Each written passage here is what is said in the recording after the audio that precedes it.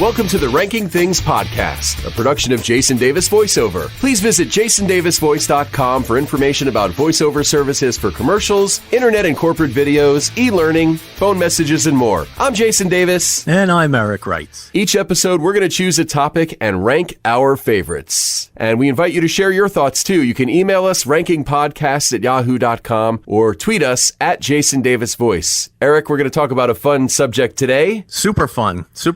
We're talking about cartoons. Cartoons, indeed. And you know what's interesting? When I started putting together my list, it occurred to me, I really don't care about cartoons that much. Oh, really? Well, sort of. My list primarily is going to be stuff that I grew up on. These days, I'm not that big on cartoons. There's some things that I watch. I don't make an appointment to watch any cartoons, if you know what I mean. For me, in general, there's not much TV I watch now regularly anyway. But there were definitely some cartoons as I got older that I really, really liked, which made this really hard because, like you said, you grew up with cartoons. I mean, I definitely did. Right. And right away, I had some favorites that I thought were going to be on my list. But then as I thought about some more things, stuff I thought were definitely top 5 were falling out. And it's going to be weird because, Kathy and I and other people I've been talking to, they're like, oh, you got to talk about this or that. And it's like, you know what? That's like 100 Hanna-Barbera and all these other Saturday morning cartoons that you just... There's not enough time to get to all of them. No, you can't. So I'm sure we're going to have a fairly sizable, honorable mention. Why don't we just get into it? What do you got for number 5? All right. So my number 5 is SpongeBob SquarePants. Okay. Started in 1999. When it first came out, I was watching it with the boys because they were kids, right. And I loved it. Thought it was hilarious. Very well done. I kind of thought of it as the Bugs Bunny for the new millennium. Okay. There was stuff that the kids really liked, but there were other things being said and pop references that I really liked. And so it works so well on both levels. One of the things I thought was cool is the creator, Steven Hillenburg, actually is a marine biologist. Oh, wow. As well as an animator. He graduated college with 2 degrees, marine biology and art. He started working at the Ocean Institute in Dana Point, California. There, he started to put together, and he was like teaching children and stuff. And he put together this comic book called Intertidal Zone. The original character was called SpongeBob Ahoy. Okay. And that's when he pitched it to Nickelodeon, that's what he pitched it as. But they found out that name was actually trademarked already. What? Isn't that crazy? SpongeBob Ahoy was trademarked? Yeah. Wow, that's nuts. That is weird. That's really weird. I always like to just, for the silliness, right away, it just grabs you with the song, the opening song. Yep. He lives in a pineapple under the sea. He's got a pet snail that meows. Yeah. There's Patrick, the sea star, not starfish, the sea star. Right. Who lives under her rock, which, is very metaphorical because he's clueless.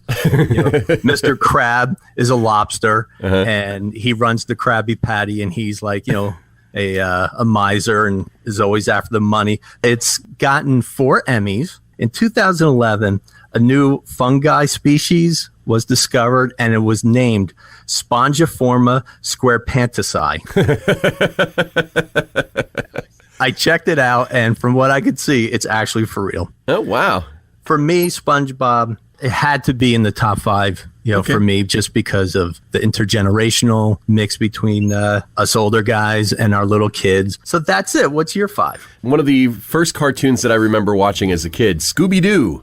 Oh, yes. Very good. Good choice. Yeah. I really... I was... Zoink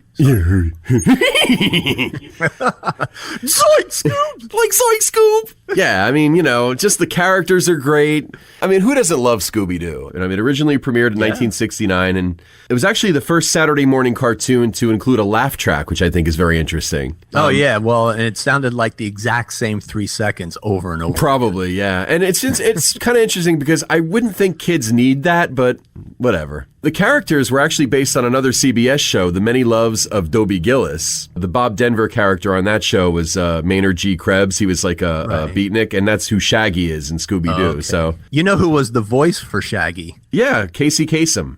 That blew my mind the first time I heard that. Yeah, he did a lot of work, actually. He's actually going to be mentioned again in my top 5, which we'll get to in a little bit. But yeah, Casey Kasem, he did a decent amount of voiceover work back in the day. You know, it wasn't just American Top 40. In the 70s and 80s, they added his nephew, ScoobyDoo. I don't know if you remember that or not. Well, that's to me when it started to jump the shark. You think? He was just such an obnoxious little prick. I mean, pup. You know? Puppy power. Power. I was like, oh, God. I guess for smaller kids, that he probably had more appeal, is my guess. Yeah, when they made the movies... Yes, when they made the live action movie in like 2002, yes, they did a funny nod to him in that. Yeah, it was great. They like downplayed him and made him insane, and it was good. That was definitely for the people of my generation. Yeah, you know, say we're sorry we brought him in. But Scooby-Doo has really endured. Aside from being revived on TV a bunch of times, of course, the live-action movies, but also there's been all kinds of straight-to-video, feature-length animated movies, too. We had some of them. They were okay. Yeah. I mean, the original show was just awesome. Oh, yeah. It was a lot of fun. Remember when they used to have, like, you know, the Harlem Globetrotters and all kinds of other special guests on? Yeah, that was great. No doubt. Was Kiss ever on? It's funny you should mention that, Eric. Are you serious? I don't remember. I don't think they were ever on the show, but in 2015, they teamed up for Scooby-Doo and Kiss Rock and Roll Mystery, which I do have on Blu-ray. No, I'll admit what a it. surprise. You know, I got to tell you something. It's a lot of fun, not just for the Scooby-Doo aspect of it, but Kiss really kind of pokes fun at themselves in it, too. Yeah. And it's really good. It's very well done. And they even have a couple of nods to past members and stuff. The interesting thing is, aside from Scooby, Shaggy is the only character to be in every incarnation of the TV series. Okay. So I guess at some point, you know, Fred and Daphne weren't around, and maybe Velma wasn't. Really? Yeah, I never realized that. Well, I have a question for you. Yes, sir. Daphne or Velma?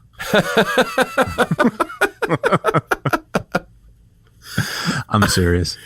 I actually go for Velma. You think so? I do. Daphne is kind of a ditz, right? Yeah, she was kind of, she was ditzy, a little self-involved. Yeah. And I mean, in the movies, they made it better because she started out all ditzy and stuff, and then she actually became pretty self-empowered, which was good. I'm glad they did that. Yeah. Because in the TV show, there just wasn't enough. And Velma had, she had a nice cartoon figure. So. And she had the whole nerdy librarian look going on, too, with the glasses. Yeah, I don't know if I feel comfortable going down this road with you right now. Yeah, I know what you mean. She's a little type A, probably. So. No, that's not that. It's just you're discussing cartoon figures. It's like you just went through puberty. Really? I'm always going through puberty. So a couple of fun facts about Scooby-Doo. Shaggy's real name is Norville Rogers. I don't know if you ever knew that. Mm-hmm. Yep. Scooby's real name is actually Scoobert, and Scooby-Doo comes from the Frank Sinatra song Strangers in the Night. That's probably common knowledge, too. Scooby-Dooby-Doo. Exactly.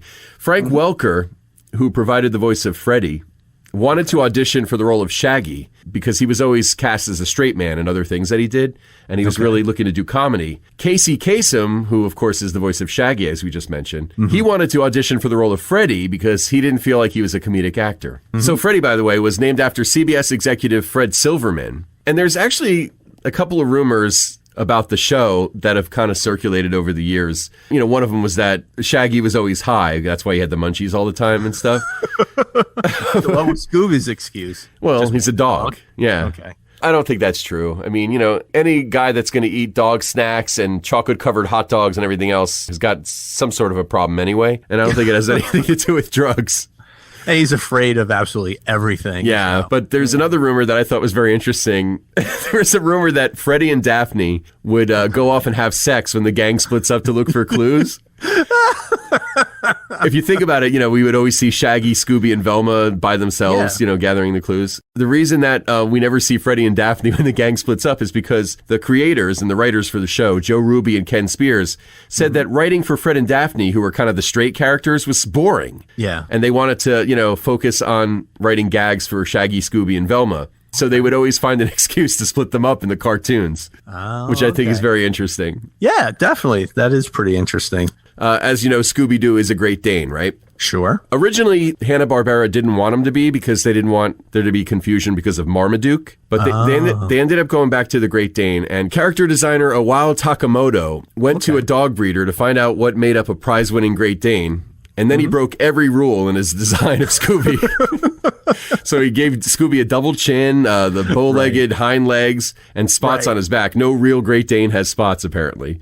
Okay. Yeah, and his ears are all fucked up, too. Well, yeah, I mean, he's a mess, right? Scooby's lack of prize-winning characteristics is actually spoofed in one of the episodes of the show called Decoy for a Dog Napper. Oh, okay. And that's all I got to say about Scooby-Doo. That's all we have to say. I love Scooby-Doo. Yeah, Scooby-Doo's a lot of fun. Okay. What do you got for number 4? All right, my number 4 is a cartoon that started in 2013. Max got me hooked on it a couple years ago. Mm-hmm. It's called Rick and Morty. Okay. It centers around Rick Sanchez, who's a very cynical, mad scientist. He's actually the smartest being in the universe, and he's a substance abuser. Okay. Not just like alcohol, but there's episodes where like he'll send Morty. Morty is his grandson, who's this kind of, very meek, mild, very fretful little boy who's kind of like the moral compass. Okay. Because as the show unfolds and episodes go on, Rick, he's being hunted by the, intergalactic police because he's done all kinds of weird things in alternate dimensions and stuff. Morty's always like, geez, I don't know, Rick. Rick will be just belch and be like, shut the fuck up. We're going to go do this. Does he actually curse? Oh my gosh. It's hilarious. And there's like a lot of nerd appeal because it's very much into like sci-fi based. And like I said, there's, intergalactic space travel and all that kind of stuff. One of the co-creators, Dan Harmon, his inspiration, he draws that from Hitchhiker's Guide to the Galaxy, Doctor Who, Monty Python, The Holy Grail. So, if that's where you're pulling from, you're going to come up with some pretty weird stuff. I can't put into words what makes it so unique, so I'm going to steal something from Troy Patterson of The New Yorker. He wrote that Rick and Morty answers the question, what follows postmodernism? A decadent regurgitation of all its tropes, all at once, leavened by some human wistfulness. In English, I'm not exactly sure what that means, but it's hilarious. What are you at for number 4? Number 4 for me is the Jetsons. Oh, okay. It could have been the Flintstones just as easily because I grew up watching them too. But I think I put the Jetsons in the top 5 because personally, I was always more enamored with them. I like the futuristic aspect, flying cars, all that stuff. I like how when he gets off, he gets out of the car, it folds up into a briefcase. He carries it into work. I mean, that's, cool stuff. The funny thing is, when I was making the list, I didn't even think, I wonder if like the stuff I'm putting on this list that I liked as a kid would play the same way to me now. And I'm guessing probably not. I mean, I haven't watched, I can't remember the last time I actually watched the Jetsons. It probably would be fun to visit certain episodes, like the Jet Screamer episode was really fun. Oh, yeah, it's the singer. Yeah, Eep Up Work Ah, that means I love you. Absolutely. Yeah. Oh, yeah. But Judy was pretty hot, right? Right? She was. Dude, you're laughing, so you agree. I think you have a problem, dude. I really do. You totally agree. Now, do you think Astro was kind of a ripoff of Scooby-Doo? He's designed by the same guy. The same guy that designed Scooby-Doo designed Astro, and he's also voiced by the same guy, Don Messick. Oh, okay. So they introduced Astro in season 1 episode called The Coming of Astro. Okay. Jane, Judy, and Elroy wanted to keep him. I don't know, I guess he was a stray or something. George, of course, was against it, and he said that an apartment is no place for a dog, right? Right. So to try to make the family happy, he gets the electronic dog, Lectronimo. I don't know if you remember this. Right. Yeah, I remember that. And Lectronimo fails to catch a burglar, but Astro inadvertently stops the burglar. Yes. And so they send Lectronimo packing to the police, and they keep Astro. And then in a later episode of the show, we find out a little bit of Astro's origin. Millionaire JP Got Rockets shows up and claims to be Astro's former owner. Got Rockets? Got Rockets, yeah. Nice. And he says that the dog's original name was Tralfaz. Tralfaz. Okay. But then he sees how much Elroy and Astro have bonded, and he says, oh, you can keep him. And I can understand Astro running away. I mean, with a name like that, why are you going to stay? What, Tralfaz? Yeah. I mean, wouldn't that make you want to get the hell out of there? It's like, Tralfaz, boy. I don't know. I never really gave it much thought. Ugh. If that was your name, you'd want to leave. Yeah, it is kind of a weird name, I guess. The Jetsons were the first program ever to be broadcast in color on ABC, which I thought was interesting. Really? Yeah. That is really cool. It originally ran for only 24 episodes during the 1962 to 63 TV season. Wow. I didn't know it was that old. Yeah. Well, that's kind of speaks to how good it is, because we probably first saw it, like, I guess, in the 70s. Right. In 1985, they brought it back. They made new episodes they had designed to syndicate with the originals. Like Scooby-Doo, they've also branched out to feature-length films. The design of the Jetsons' flying car was inspired by a 1954 concept car called the FX Atmos, which had that kind of bubble glass and all that stuff. And the Seattle Space Needle inspired the Skypad apartment buildings. Oh, sure. Which makes sense. All right. So I liked how they had the treadmill to walk walk Astro, because they're up in the sky, so they can't really easily take him for a walk. Jane, stop this crazy thing! Do you remember Spacely Sprocket's competitor, what they were called? Cogswell Cogs? Good job. Really? Yeah. Nice. Man. Nicely done. Jeez, I can't remember what I had for dinner last night. I can remember that. Isn't that how it works, though? Well, my brain, yeah. I know Sue probably would have chosen the Flintstones over the Jetsons for a top 5 list. Primarily, she said, because she liked the talking appliances, that they were all animals. Right. There was one episode where there was an elephant and he would blow the water on the dishes for them to wash. Right. And then he'd turn to the camera and go, "It's a living," or something like that. Yeah. All right, what do you got for your number 3? My number 3, it started, 1997 was when the actual cartoon series started. It's South Park. Oh, okay. And I remember back in 1995, a friend of mine showed me this thing. He had gotten a Christmas card from someone who had gotten a Christmas card, blah, blah, blah, blah, blah, that showed these paper cutouts of these, 4 boys arguing about, Jesus and Santa and who's better. And it was South Park. And I thought it was just the most hilarious thing. I really like the dark, surreal humor. I like how they satirize everything. Yeah. Now, oftentimes they do go overboard in a way I almost didn't want to bring them in my top 5, but they're just so ruthlessly opinionated. They hit issues right on the head. They make fun of everybody, and they don't pull any punches. And, and they kind of have done that with movies, too. You and I talked about Team America World Police on our other podcast, Screen Facts with Jason Davis. Shameless plug. And check it out. I mean, that movie's fantastic. Admittedly, I'm not as big of a South Park fan as you are. I love Trey Parker and Matt Stone. I think those guys are brilliant. Yeah. I just never got into South Park because I guess, like I said, I'm not a cartoon guy for the most part. Right. What I've seen of South Park I've enjoyed, and I think the South Park movie is fantastic. So that was my 3. And what's yours? Number 3 for me is Super Friends. Oh, okay. There were a couple of different versions of Super Friends. It premiered originally in 1973. Originally, they had Wendy, Marvin, and Wonder Dog. I don't know if you remember that. Yeah. Yeah. And then eventually they were replaced by the Wonder Twins, Zan and Jaina, with the monkey Gleek. Those characters were kind of odd, both sets of those characters, because they didn't really do much except kind of get in the way and cause more problems for the Super Friends.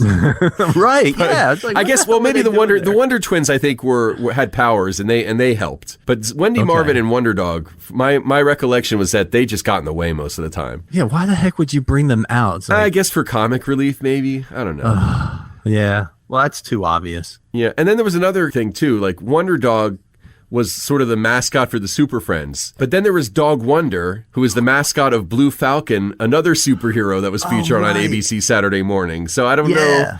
And then Dog Wonder was also featured with Scooby-Doo as Dino Mutt. Yeah, that's right. Yeah, Wonder Dog didn't have any powers. You're totally taking me back to my Saturday morning. Oh, yeah. I mean, that was it. For me, Saturday mornings were all about cartoons, You get a nice big bowl of cereal, usually with a lot of sugar in it. Something that had a lot of colors in it, like Fruity Pebbles or whatever. Yeah. Yeah, and they don't have Saturday morning cartoons anymore. Now it's all educational stuff. I think cartoons nowadays, maybe they're a little bit more cerebral than what we grew up with. Kids have so much at their fingertips with the internet and stuff that you can't be as dumbed down as what we watched, Yeah, but you still got to have it. You got to have your dopey SpongeBob. Yeah, no, absolutely. You got to have that stuff. That stuff's great.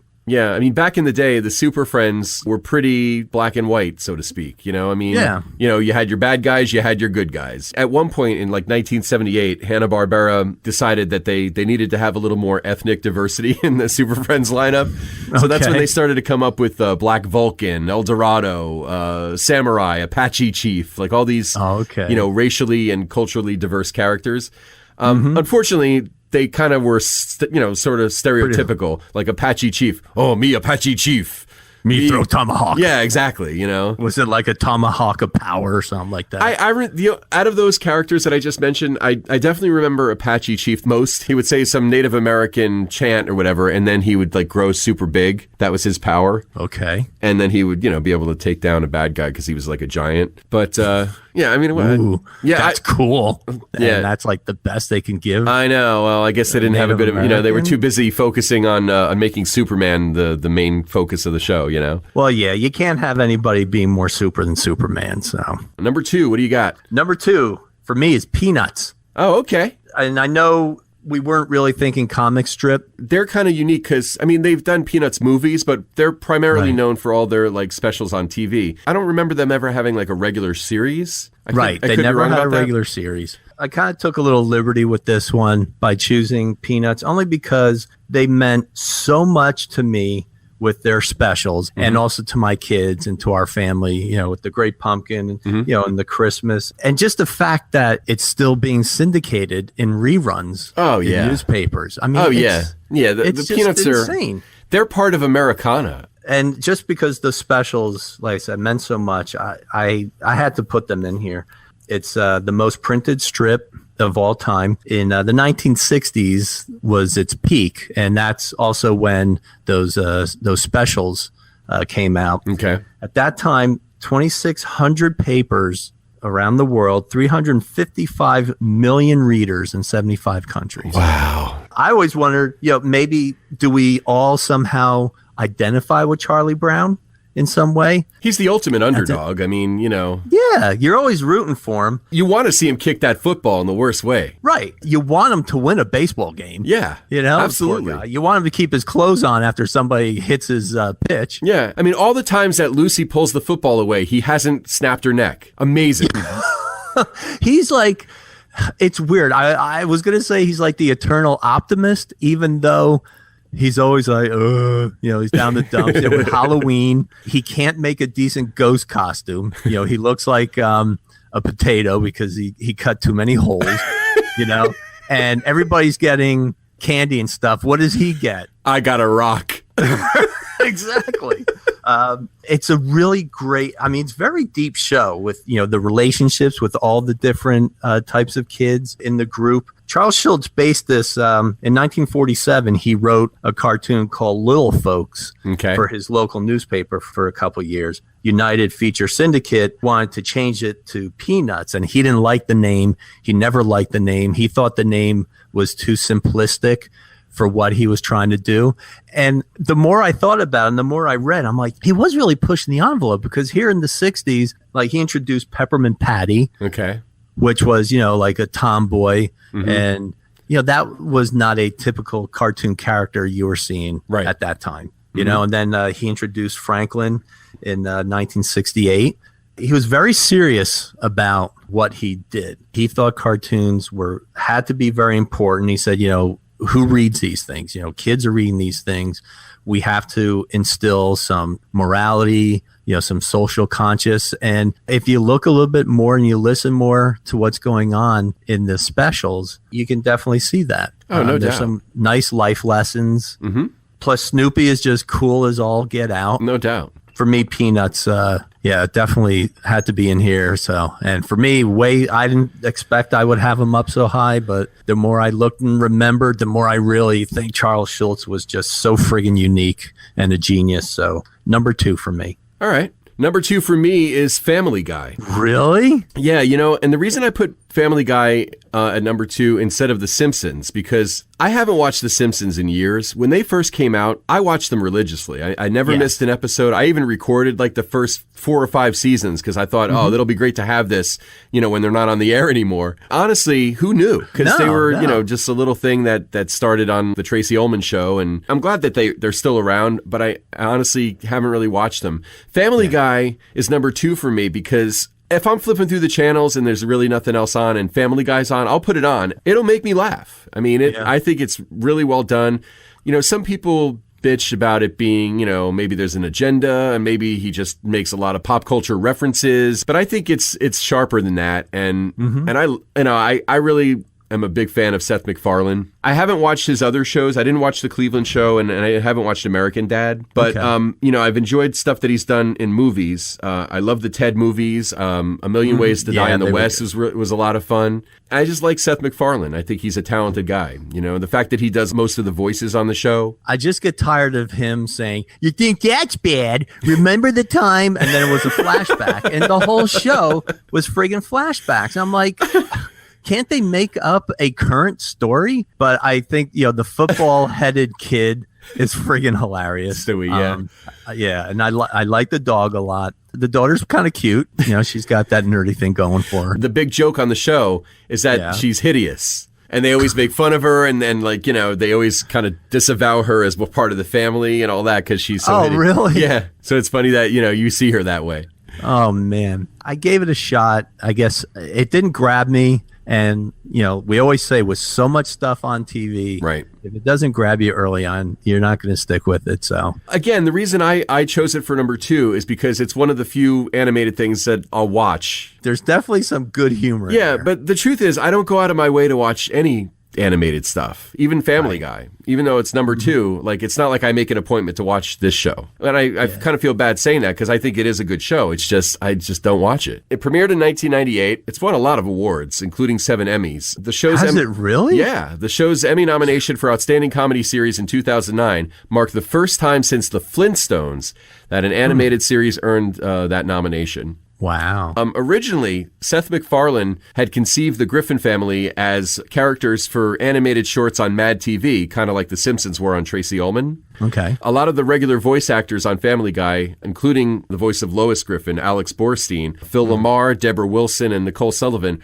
are all Mad TV alumni. So, they probably would have figured in very prominently if it was done for Mad TV, but somehow it became, its own show. The show was actually canceled twice, once following the second season, and then they didn't have a new episode for a year, and then the second and longest being between the third and fourth seasons from 2002 to 2005. There were online petitions from fans, but also they were selling a ton of DVDs, and so the powers that be said, well, you can't ignore that. That's money. And so, they brought it back, and then it became really popular in addition to being on Fox, on Cartoon Network's Adult Swim. Okay. When the series was first pitched to Fox, William H. Macy, who's a terrific actor, had auditioned for the role of Brian, who, of course, is played by Seth MacFarlane, which is basically just his regular voice. Seth MacFarlane based the voice of Peter Griffin on a security guard that he knew when he was going to college. Okay.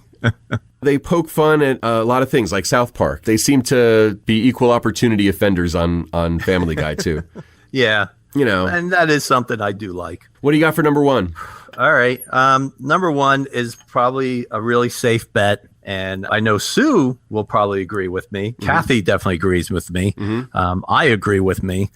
My number 1 is Bugs Bunny. Well, I agree with you too, because number 1 for me is also Looney Tunes. I just put Looney Tunes because, and that encompasses all of the Looney Tunes characters for me. Whether it's Bugs Bunny, Daffy Duck, Elmer Fudd, Porky Pig, Speedy Gonzales, Roadrunner, Wile E. Coyote, Foghorn Leghorn. Who else am I leaving off? There's, you go back to 1938. You could be doing all the precursor to Porky Pig was an early one. Yeah. Oh, Pepe Le Pew, Yosemite Sam, Marvin the Martian. Oh, yeah. Sylvester and Tweety. That's right. Yeah. Oh, my gosh. Yeah. Well, right there, you just rattled off a whole bunch of reasons. But, for me, it has to do with, growing up. I think Bugs Bunny is just the gold standard that everything else has shot for. Like I said before, I think like SpongeBob, I thought was kind of like a current Bugs Bunny, because as a kid watching Bugs Bunny, you're laughing at a whole lot of stuff, but not understanding, some of the references.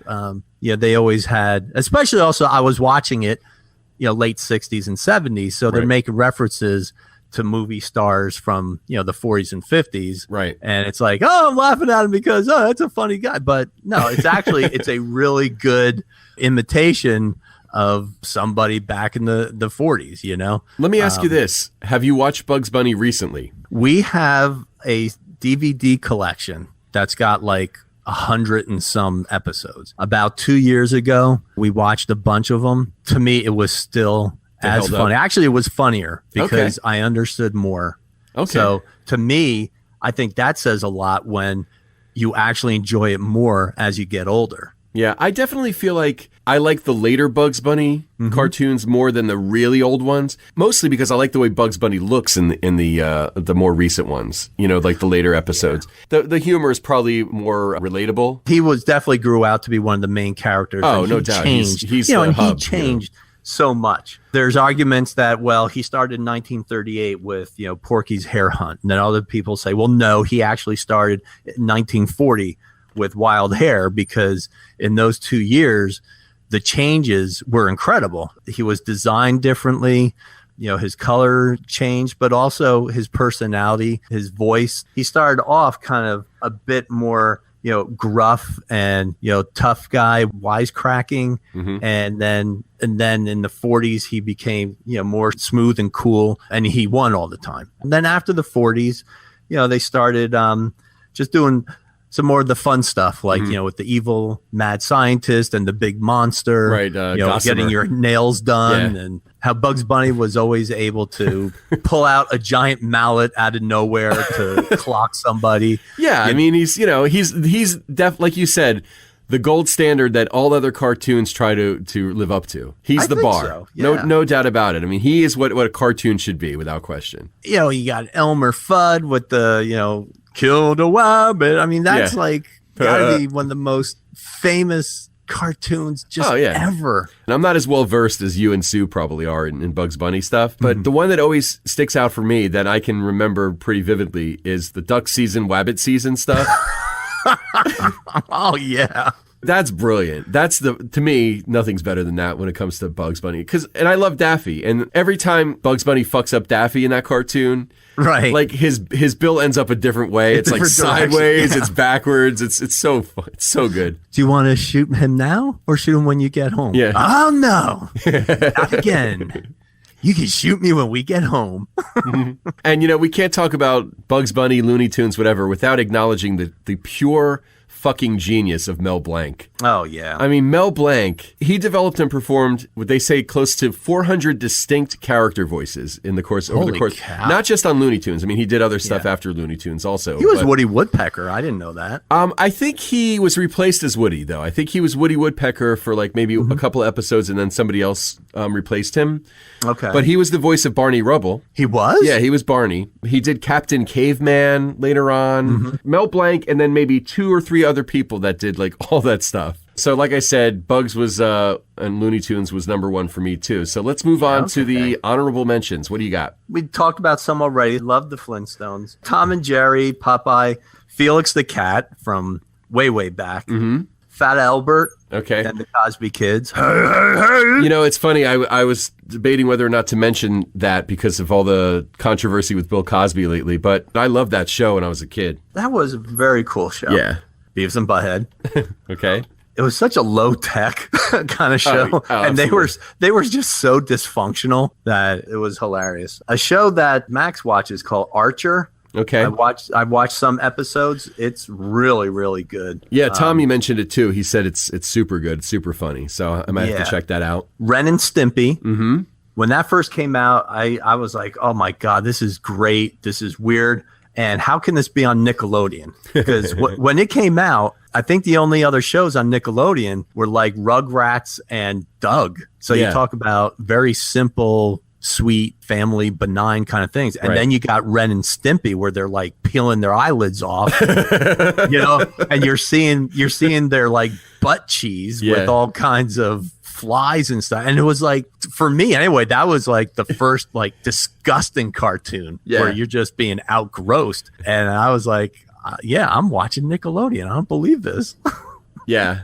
Yeah, they were definitely very different for their time, no doubt. Yeah. And they probably opened the doors for a lot of stuff. Mm-hmm. Kind of like the way The Simpsons did for Family Guy. Yeah. And then a bunch of others, like I was my early teens. I get home from school, and then before I went and did my paper route, there would be Spider-Man, which was and the Hulk, which were just so bad. Yeah. Yeah. But they were cool, though. Magilla Gorilla. Yep, Magilla Gorilla. Magilla Gorilla was... Ape. Yeah, and they became part of something called Laugh Olympics, right? Weren't they part of... Yes. Yeah. Yeah, I had them down on my honorable mentions. Okay. Hong Kong Phooey. Hong Kong Phooey, yeah. Josie and the Pussycats, I'm going to mention for Sue. Oh, yeah. I didn't really... They were all right. Remember Courageous Cat and Minute Mouse? Minute Mouse. Oh, Underdog? yes. Underdog was another one? Underdog. Sure. Oh, what was the one? Dastardly and Muxley? Dick Dastardly and Muttley. Yeah, I think they were part of Laugh Olympics, too. Penelope Pitstop. Right. Yeah, I don't remember. I forget what that show was called. I'm sure people are yelling at us right now that are listening. Yeah. Yeah, I can't remember what the heck that show was called. I want to say that was part of Laugh Olympics. Yeah? Yeah, but I don't know. Muttley had that laugh. Yeah.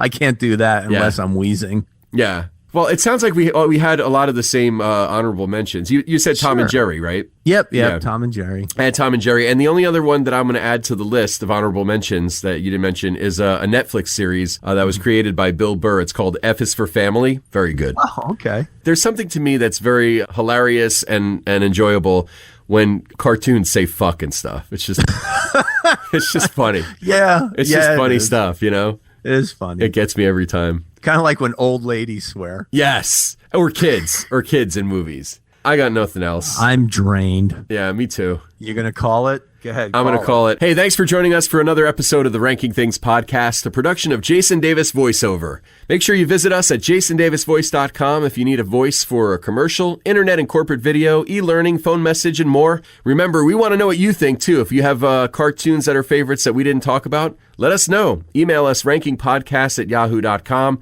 or tweet at Jason Davis Voice. I'm Jason Davis. And I'm Eric Wright. Thanks for listening to the Ranking Things podcast. That's all, folks.